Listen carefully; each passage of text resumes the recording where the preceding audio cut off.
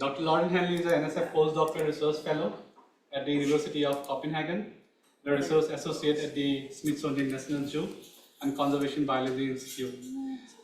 She uses genomic tools to study evolutionary history of various animals. She did her PhD from University of California, Davis. And my association with Lauren goes 10 years back when she was a Fulbright scholar at the Wildlife Institute of India.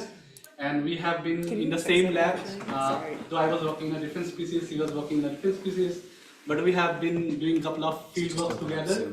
And ultimately, we met again here in DC. And today, we invited her to give this talk in the Wednesday seminar. Oh, sorry. So, Lauren, all yours now. Okay.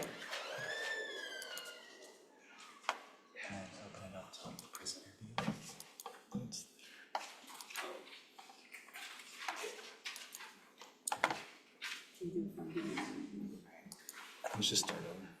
Yeah, just go ahead. Open up the presentation. Open up Zoom.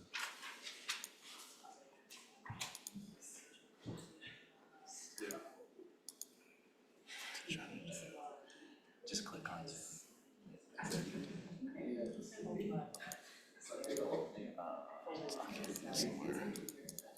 Or can you make it bigger? No, share. And the one you click on is the one that looks like a PowerPoint. Right there. Yeah. Oh, okay.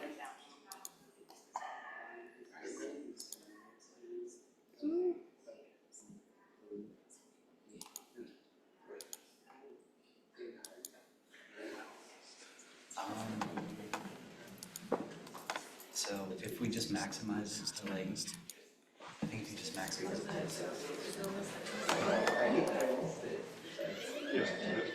It's like on another display somewhere. Oh, there we go. That's. I don't know why it's. But I don't know if I can move the slide.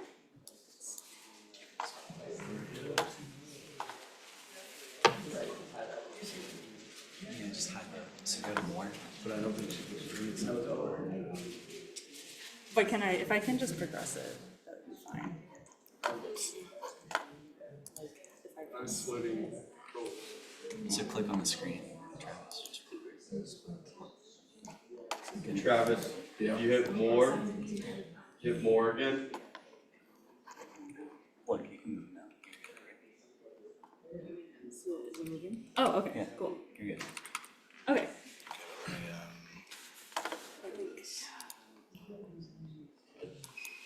Okay. You'll try it now. Yeah, that should be good. Oh no, that's good. It's kind of.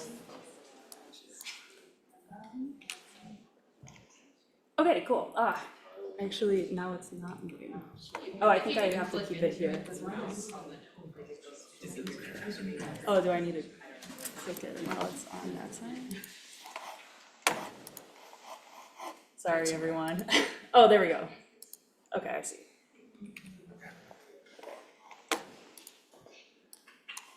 All right. Okay.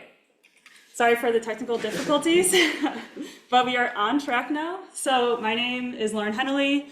I'm a postdoc researcher at University of Copenhagen, and I'm also a research associate at the Smithsonian's National Zoo and Conservation Biology Institute. So I'll be discussing how genomics can be used to inform the conservation status and management of wolves in Asia. And what motivates a lot of us and me is that 1 in 4 species are threatened with extinction.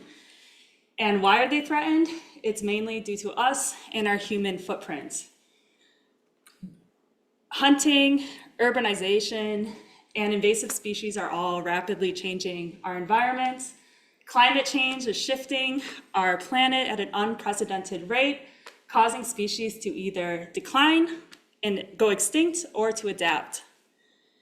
And for me, as an evolutionary biologist, I'm interested in how the changes in our environment impact the evolutionary trajectories of species, and especially using genomic tools to understand how species are responding to environmental change. And genomics is an amazing tool to use for conservation. We can now use eDNA, which is DNA that we can get from the environment. So we can now take a cup of water from a stream, sequence the DNA, and identify what species are in that waterway. We can also assess population connectivity of animals using genetics, and including using non-invasive genetics, such as their scats. We can detect inbreeding, which is an important conservation concern, and we can resolve evolutionary relationships, which is very important for guiding taxonomic guidance. And I just want to foreshadow a key theme in the talk that I'll give today. So as we've been sequencing more and more genomes, we've been painting an increasingly complex picture of evolutionary histories of animals. So for example, I have these arrows in between these different lineages, and we now know that gene flow can occur during and long after speciation. And I find a challenge is taking this new perspective where there's these complex evolutionary processes that underlie nature and translating that into practical applications that we need for conservation. And many of these, such as the taxonomy, the distribution, the extinction risks, are all discrete categories.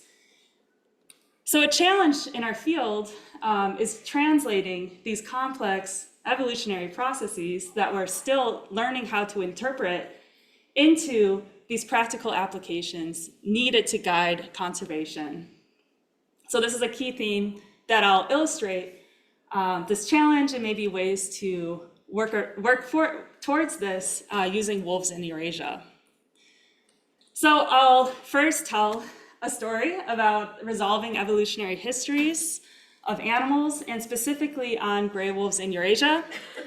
And then I'll talk about the conservation implications of the work, and specifically focused on the conservation of the Indian wolf lineage. So I've been studying wolves now for over 11 years. I currently do a lot of genomics, but I originally started as a field biologist. So I've worked on animal behavior of wolves, human-wildlife conflict, ecology, diet, and now their evolutionary histories.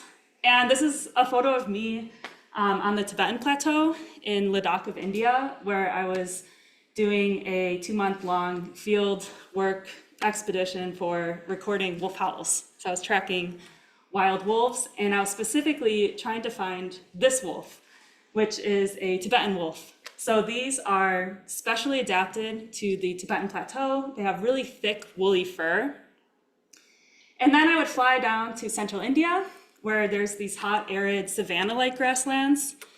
And then I was trying to find these wolves, which are Indian wolves. So these wolves are specifically adapted to hot environments. And when I was in the field, I was super curious on how different these wolves looked, and they lived geographically near each other. And I became more and more interested in using genomics to understand how they evolved and apply that to conservation. But getting at this question turned out to be around 7 years that I've been working on this. And part of the reason why it's complicated is because there's evolutionary processes that get in the way of how we can precisely infer the evolutionary histories. So I'll talk a little bit about these different evolutionary processes and then how we can interpret them to understand how these animals evolved. So generally when we think about how two species came to be, we think about there's divergence and then this gradual change through isolation. And usually we study the genome because it's a product of that process. But we now know this is simplified representation. There's many other types of processes that affect the relationships between species. So one is gene flow, where we can have gene flow in between two different populations. And in the genome, we can see this ancestry, we can detect it, and this is a signal of this event, this gene flow event. We can also, sometimes there's gene flow between completely different species reflected in the genome that we can detect. And sometimes these are extinct species, such as Neanderthal DNA in the human genome. And on top of all that, there's incomplete lineage sorting, which is not all of the genome reflects the species tree just because of isolation, just because of random processes.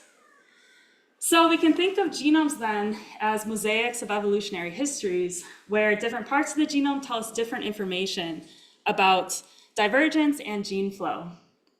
And then we can interpret these patterns using computational tools to reconstruct the evolutionary history of species, both on a long time scale and also on a shorter time scale. So even in the last 100 years or even tens of years, we can understand how species, their populations are responding to change. And as I said before, I mainly work on gray wolves, which are a really great system.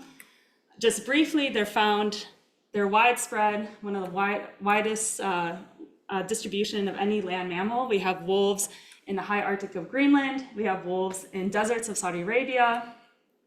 We have wolves that have gone extinct, such as wolves in Japan. And we can now even sequence their museum specimens to see how the trajectory of their decline and extinction. We have wolves recovering in Europe as well. And briefly, wolves, they live alongside many closely related species in their genera. So from an evolutionary perspective, this makes them a really interesting system to study how hybridization impacts evolution. But from a conservation perspective, wolves are super challenging. And they present many challenges. So one example is the red wolf that used to live around here. They have a really complicated history with coyotes where there's been hybridization. And that hybridization can impact and creates uncertainty about their taxonomy and their taxonomic status. And that can then filter into some uncertainty about their conservation status. And there's also wolf-dog hybridization, which can undermine wolf conservation and the genetic integrity of wolves. So generally with wolves, we know a lot about wolves in North America and in Europe, but we know comparatively less about wolves in Asia. And Asia is particularly interesting for wolves because there are two divergent mitochondrial lineages of wolves in Asia, described all the way back in 2004. So one is the Indian wolf, which is a divergent mitochondrial lineage, and the Tibetan wolf, which is a divergent mitochondrial lineage. And all other wolves of the world were found to fall in the same shallow holarctic mitochondrial lineage. So for wolves in the world, the most broad clades for the mitochondria are three: the Indian, the Tibetan, and this holarctic lineage. But this was only based off of the mitochondria, and we really needed nuclear DNA to resolve their evolutionary histories. So with that, I was able to now do the genomic study to figure out what these wolves are. So here, each circle here is an individual wolf that we sequence its genome. And there's always been a sampling gap in Southern Asia. So over the last 5 years, I've worked to fill the sampling gap with sequencing the whole genomes of wolves from these regions. And generally what this looks like is that we get a tissue, blood, or a tissue from a museum specimen. We extract the DNA, then we send that DNA to a sequencing facility, we sequence the whole genome, and then we align that whole genome to the dog reference genome. And that gives us a data set where we have the genetic variation within each individual and the genetic variation across individuals and species. And once we have this data set, well, we can ask, like, what do we want to answer with it? And what do we want to look at? Where do we start? And one of the places that we begin to look at is the population structure of these animals. So this is a principal component analysis here, and Each dot is an individual wolf, and the clustering indicates genomic similarity. So here we have this large cluster up there, and that corresponds to Holarctic lineage. So we have wolves that are found from Spain all the way to Siberia, and we find that they're pretty genomically similar to each other. Then we find this evidence of the Indian lineage. For wolves in India, they're grouping distinctively, suggesting genomic distinctiveness. Tibetan wolves clustering away, suggesting genomic distinctiveness. And interestingly, we have these wolves in Southwest Asia, from Iran to Saudi Arabia, Turkey. They're clustering tightly next to the Holarctic lineage. And this is really interesting because wolves across this entire region look phenotypically the same, and they're so similar that they're considered the same subspecies, Canis lupus palpus. So even though they're phenotypically similar, we're finding evidence that they're actually genomically distinct. And then we find this evidence of a contact zone in the geographically small region of Pakistan. So this is really interesting, but what we really want to know is what explains this population structure. So what parts are this PCA due to isolation by distance, or due to long-term divergence and isolation, due to gene flow? So to start to get at that question, we can look at how genetic similarity relates to geography. So this is an estimated migration surface for wolves across Eurasia, where each circle here is an individual wolf. And the blue color indicates where there's more gene flow than expected based off of isolation by distance. And this red color indicates where gene flow is less than expected based off isolation by distance. So this is a continent level of this, but you can do the same analysis in very small regions, such as even in a national park, you could estimate the effective migration surface. And what we see here is that there's these strong barriers to gene flow that we detect. So one is surrounding the Tibetan Plateau, and we also find some barriers that are in Europe. And again, this is, it's very interesting to see where these barriers are popping up. But from a conservation perspective, we want to know, well, why are these barriers in the landscape? So some barriers can be due to anthropogenic change, to isolating populations, but other barriers can be due to geographic barriers or behavioral barriers where two lineages are coming together. So it's important to understand, well, why are these barriers forming in these regions? And to start to disentangle that, it's going to get a little bit of a deep dive into some of the genome biology, but we can start to disentangle patterns of divergence and historical long-term isolation versus anthropogenic isolation due to anthropogenic change. So one way is we can take advantage of how recombination rate shapes ancestry across the genome.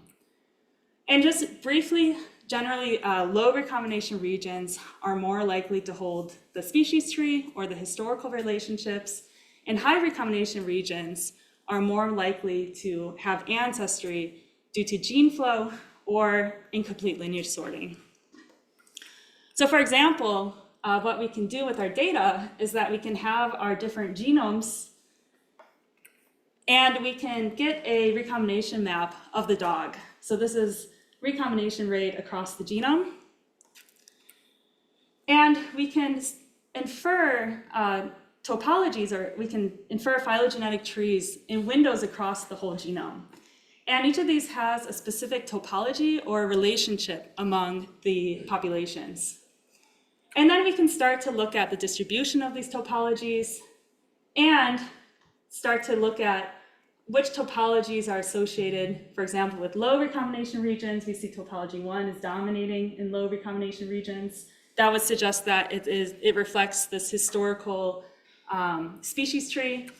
We can also look at high recombination regions. Topology 2 is there. This would suggest topology 2 is likely not the historical relationship and is actually maybe due to hybridization or gene flow or incomplete lineage sorting. So when we look at this with our data set, we see, again, the recombination rate, the prevalence of topology, and each line is a different topology. And we see that there's two topologies where we show this classic relationship of increasing in low recombination regions. And those two are where we have the Indian wolf as the earliest diverged lineage, and we have the Tibetan wolf as the earliest diverged lineage. So this suggests, just like what we see in the mitochondria evidence, that Indian Tibetan wolves are indeed the oldest wolf lineages within the gray wolf clade. So that was unknown before we published this study.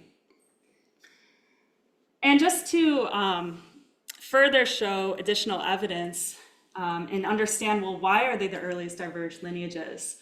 So we can, genomics is, again, a really powerful tool, and we can use it for a single genome to reconstruct the effective population size across over a million years using a coalescent theory, which is really incredible.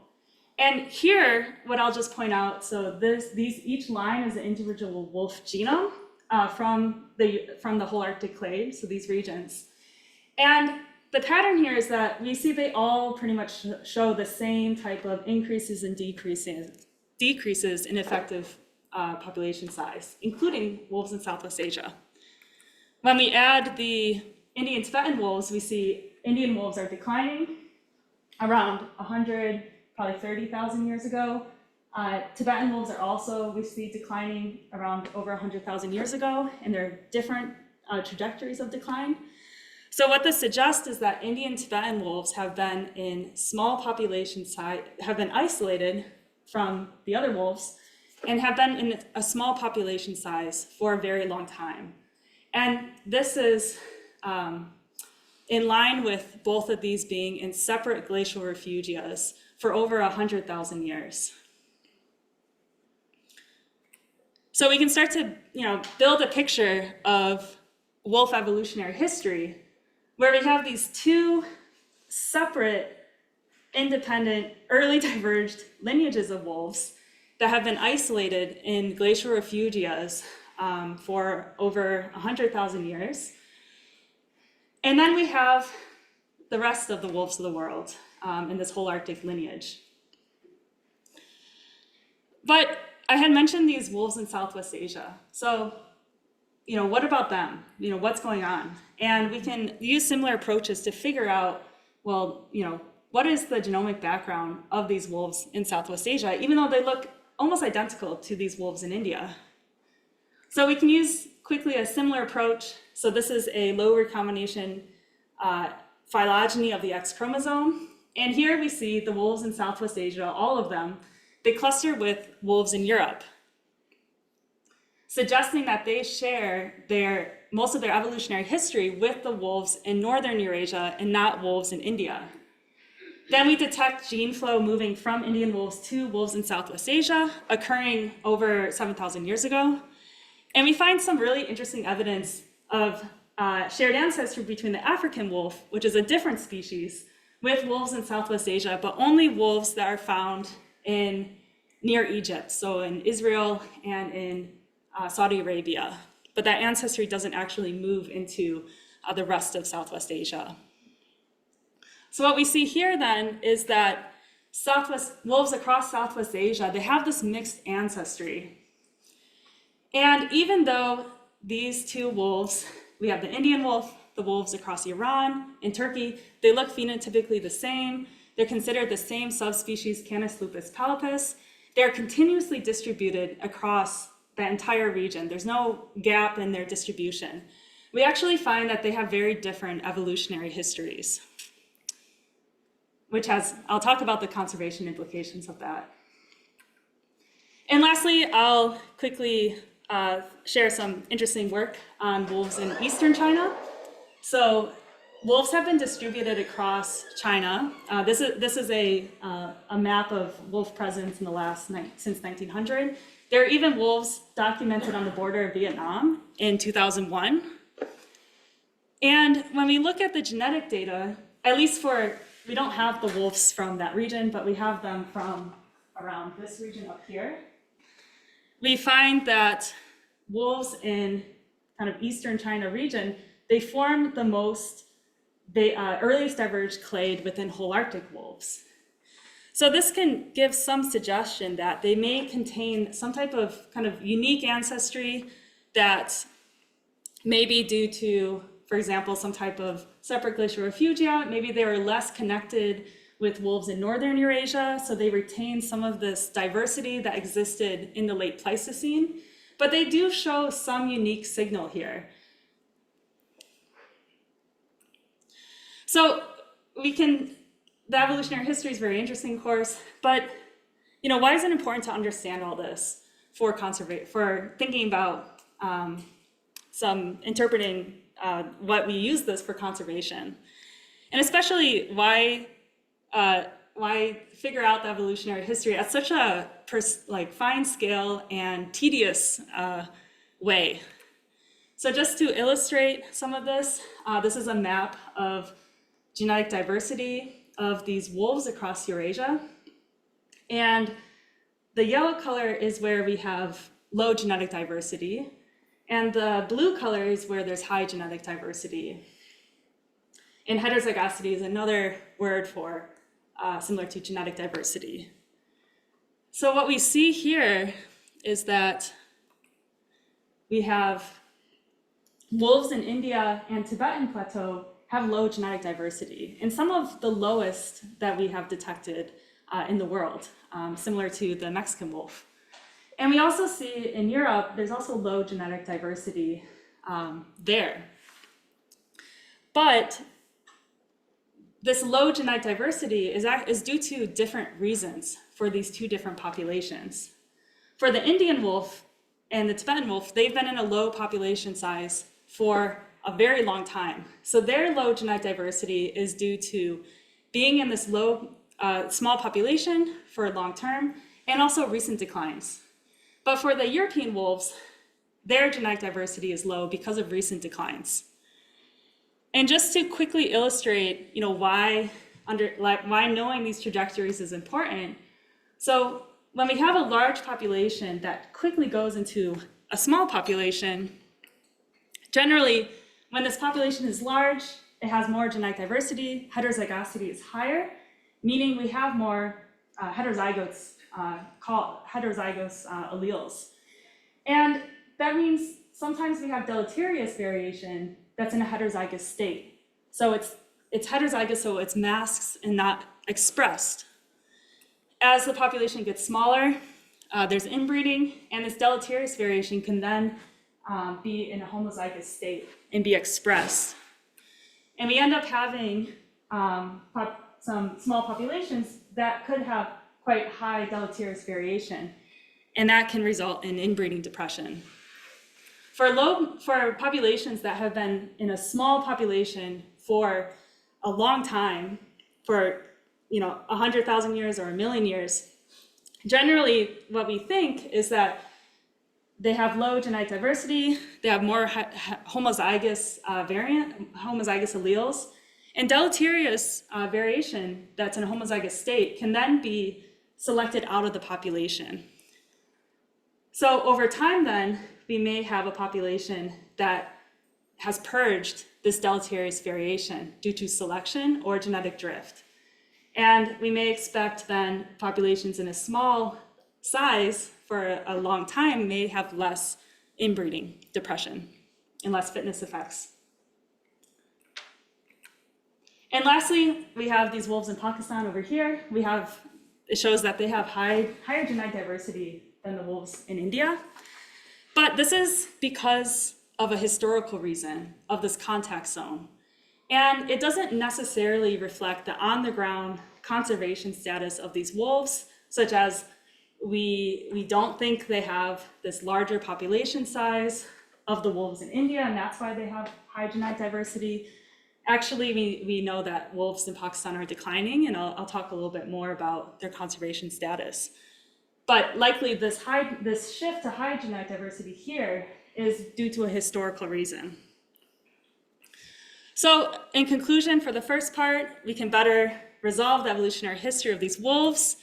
And we find that the most evolutionarily distinct populations are also the most endangered. So in Arabian Peninsula, there's only 600 wolves we think are left. India, Indian wolves, they live in some of the highest human density regions of the world. And also wolves in southern China live in, again, high human density regions, and they likely are locally extinct by now. And this means if we want to conserve the full spectrum of wolf diversity, we should really be thinking about these populations that are found in southern Asia. So that's kind of a portrait of wolf evolutionary history. But for the rest of the talk, in the last 10 minutes or so, I'll talk about the implications to conservation.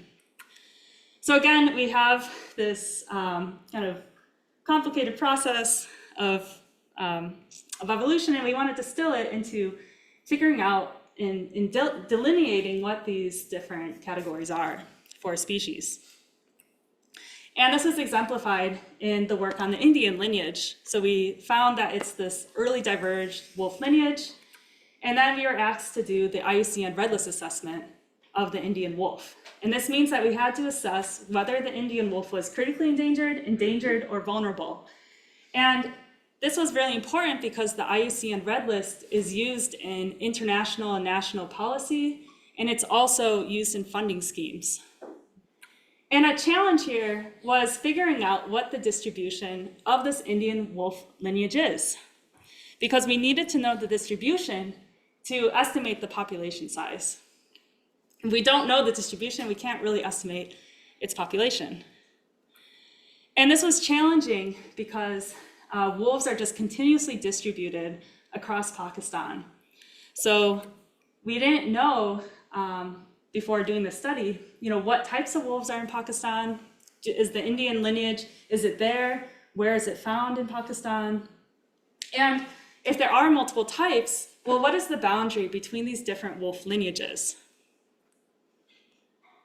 And to start to answer this question, we used a non-invasive genetic survey of scats to figure out more information about their distribution. So for this, we assembled a team, and we collected 200 scat samples of putative wolves across major regions of Pakistan, and then extracted the DNA. We did a species ID using the mitochondria Site B region, and then we did a lineage ID with the mitochondria D loop region. And this was part of my PhD project, as well as working in India. So our sample collection and results, it resulted in quite a lot of data about wolves, but also many other animals. And when I was starting this project, I visited Pakistan a couple times to work with many different universities and NGOs and PhD students to make sure that our project is complementary to other people's projects that are ongoing there. So for example, some of these scat samples, we can identify the species that that scat belongs to, and then some of the PhD students in Pakistan can look at the diet of that in that scat, and they'll know what species that scat belongs to better understand the diet of the animal. Because otherwise you're only using kind of morphological metrics of the scats to identify species.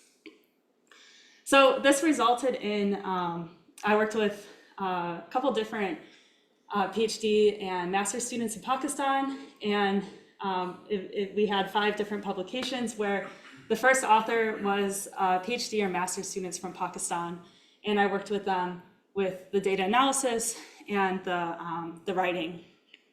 And we also worked with a lot of NGOs, so WWF Pakistan did an awareness campaign on wolves when we finished the study. They also made a documentary on wolves.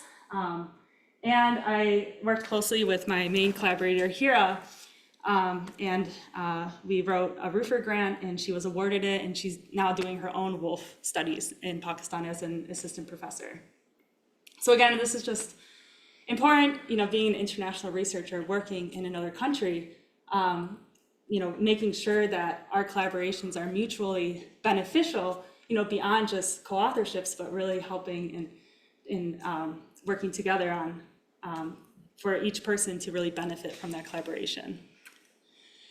And we with this work in Pakistan, so we could have published it in a very large study on wolves of Eurasia, but we decided to publish a first study focused just on the wolves in Pakistan to put more focus on the species, and we can also just talk more about the conservation implications for these animals in Pakistan, rather than publishing it in a really large study where the insight we get on the wolves in Pakistan can be a little bit overshadowed or muddled in such a large paper on Eurasian wolves.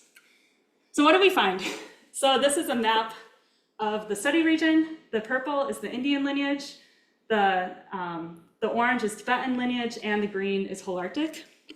And what we find is that in northern Pakistan here, it is just dominated by the Holarctic lineage. We found no Tibetan mitochondria in northern Pakistan. We have 4 whole genomes. Each one had very little Tibetan ancestry. So this led to figuring out what the western extent of the Tibetan lineage is, and it led to the Tibetan wolf being listed as vulnerable. For the Indian lineage, we find that likely the Indian wolf is found in this lowland region of Pakistan. And some good evidence of this was this population we sampled from the mountains of South Waziristan. So all of our mitochondria was Holarctic. We have 1 whole genome. It was mostly Holarctic. And we have this fascinating phenotypic evidence where this wolf has a really thick winter coat, and that's really atypical of an Indian lineage.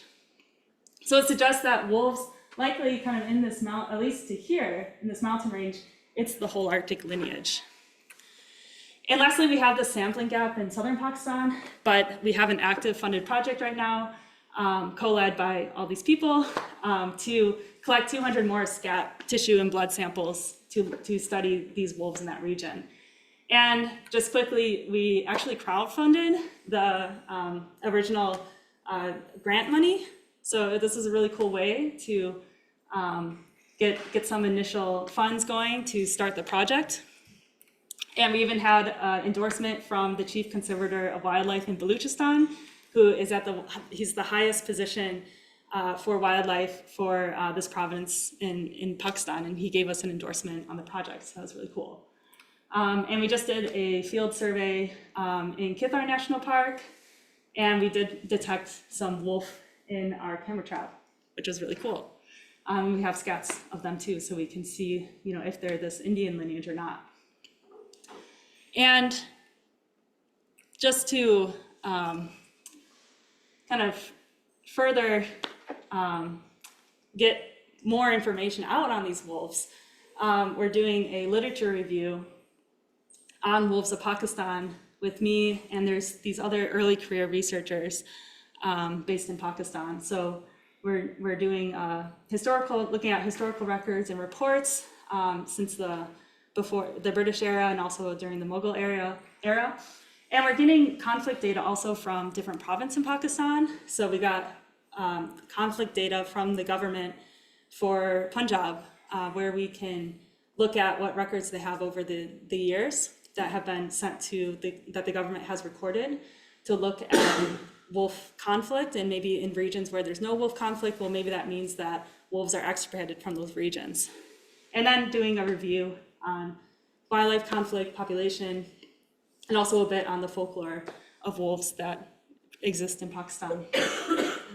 So we were able to, with that data, draw an estimated boundary of these wolf lineages. I worked with Shihir Khan. He led the population estimate, which estimated there were around 3,000 individuals left in India and in Pakistan, and that led to the wolf being listed as vulnerable. And currently, Shahir is leading a separate publication that really focuses on the population estimate and also publishing this map of the estimated wolf areas and the wolf breeding areas. Because the IUCN Red List, the map is not so, it doesn't necessarily reflect like this distribution at such a fine scale. It's more of a broad scale that the IUCN map reflects. So we can then have all this analysis that we've done here and publish it in a nice paper along with when the IUCN Red List assessment comes out. And I'm also, we're reassessing the taxonomy of wolves across Eurasia. So I'm one of 9 people on the IUCN Candidate Specialist Group Taxonomy Task Force. So we're currently reassessing every subspecies and species of Candidae by 2026, which is pretty coming up. So we still have to do quite a lot on that because it ends up being quite difficult for some species. But we're reassessing the taxonomy so that the taxonomy can reflect what we're learning about these animals. And that taxonomy, of course, is important for making conservation decisions. And just in conclusion, this is a quote from a different talk that a manager gave, which they said access to genetic data from a threatened species is the difference between flying blind and flying with a navigation system. But I think what that means is that genetics can give us really amazing insight into how animals are, for example, adapting to environmental change, what their population status is, by using very little kind of biological information that goes into that. So, some scats that we find, one tissue sample, we can really answer a lot of questions. Again, it requires careful interpretation of the genomic data to guide taxonomic and other efforts. There's so much data that we have to be really careful in how we analyze it, because you're always going to get an answer with having millions of SNPs and everything like that. But we really need to be careful in how we're analyzing that data. And again, it's a team effort to move these genomic results to inform policy. Just publishing the genomic paper, that's really almost a first step into getting that results into conservation action. So I won't go into that, but I think we'll end there for any questions that people have. And I also have an acknowledgement slide. So thanks for listening to the talk, and happy to answer questions.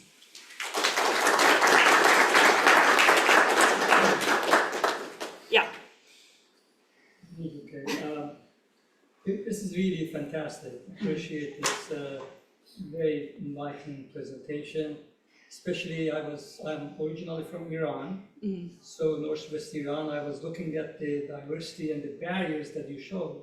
I have 2 questions in that respect, and I have seen lots of wolves in my life. I'm from a small village in northwest mountainous region, so some of the wolves that you showed, they were very familiar. My question is, one of them, could topographic and ecosystem characteristics be reason for those barriers that you presented, in other words, to create that sort of lack of diversity or separating the sort of high diversity and low diversity areas? Second thing is, could one correlate the climate and ecosystem diversity to barriers created? And it's probably the same question, possibly important for their low and high lineages and so on. In other words, what are the landscape and climate impacts that is creating that separations and so forth? Yeah, I think that's a great question, and I think it does explain those barriers, some of the barriers. Wolves are natal habitat bias dispersers. So generally, if a wolf is born in a specific habitat, it disperses in that habitat. We see this with Arctic wolves. If you think about, they're all white, and once you move into the boreal forest, wolves are not all white anymore. And that's really, there's no barrier there. It's really due to this environmental difference and their habitat and their prey differences too, because wolves, they have different strategies that they use, that they learn from their mothers in the pack to attack prey. One interesting aspect that I didn't talk about is reproductive timing. So actually some of these wolves, such as the Indian wolf, we find that they give birth in December sometimes and in November. And we find that wolves on the Tibetan Plateau, well, they give birth in the spring. Because if they gave birth to a pup in the winter, it would probably die because it's super cold on the Tibetan Plateau. So actually how wolves, especially in this region, how they time their reproduction can have a impact, a very direct impact on a barrier that is associated then with an environmental barrier. Geographically, are there mountains and stuff that they wouldn't go over, or these wolves could pretty much go anywhere they want? See, that's the thing, is that wolves physically can go like many places. Like, you know, we had a wolf that went to Grand Canyon. I think it was from Oregon or something.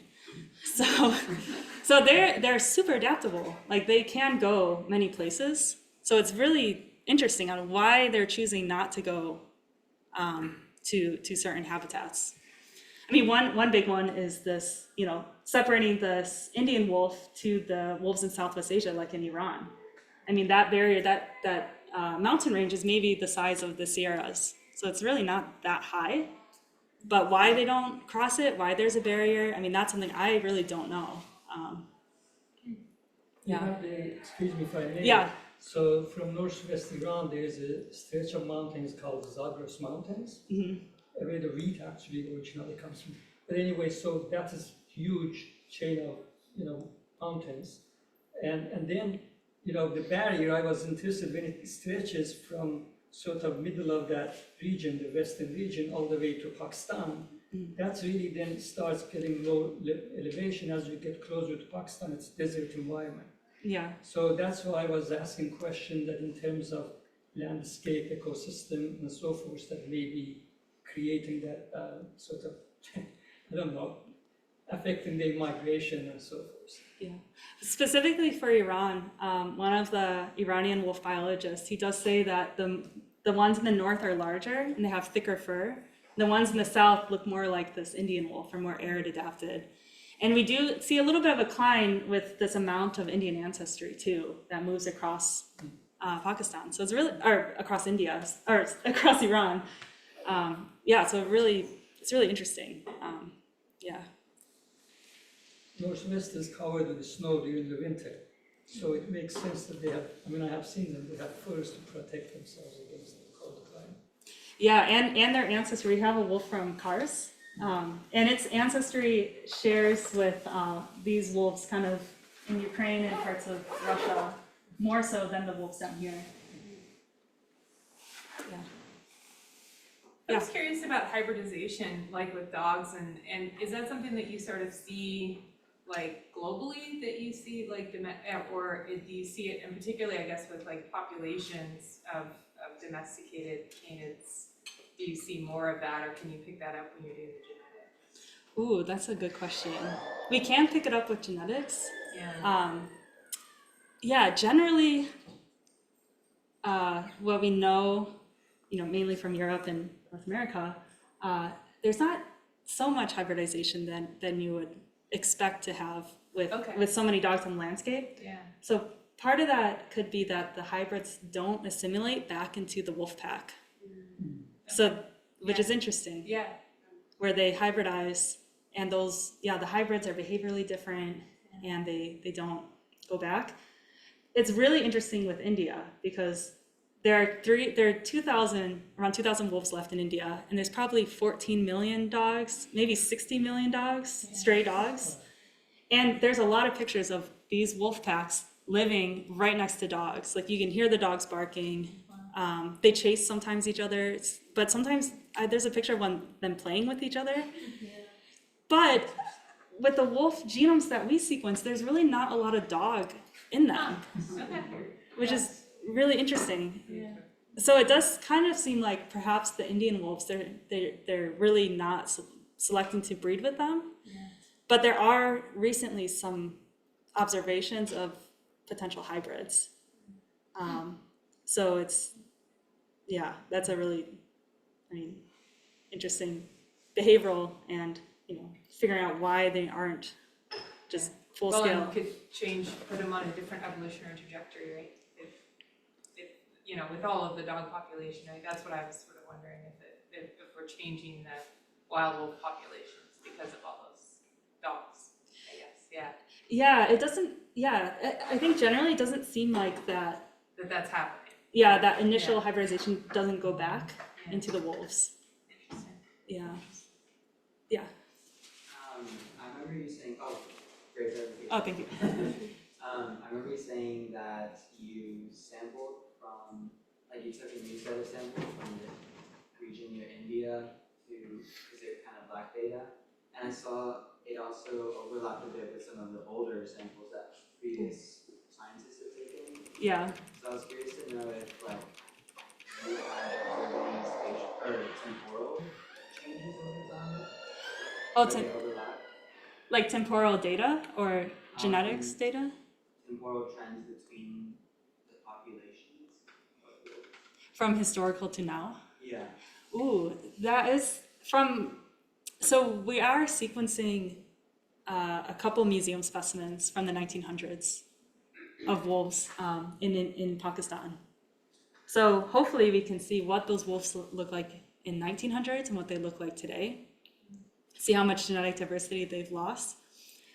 But also the historical data, like what Bilal is working on here, it's really pretty well documented in the British. It's in the mostly in the British Museum from when the British were in India and Pakistan. They have a lot of notes about what the wildlife was in the past there. So that's what Bilal is working on. He was in the British Museum for like the whole summer scanning documents. And he was telling me some of the information that, where these wolves were found.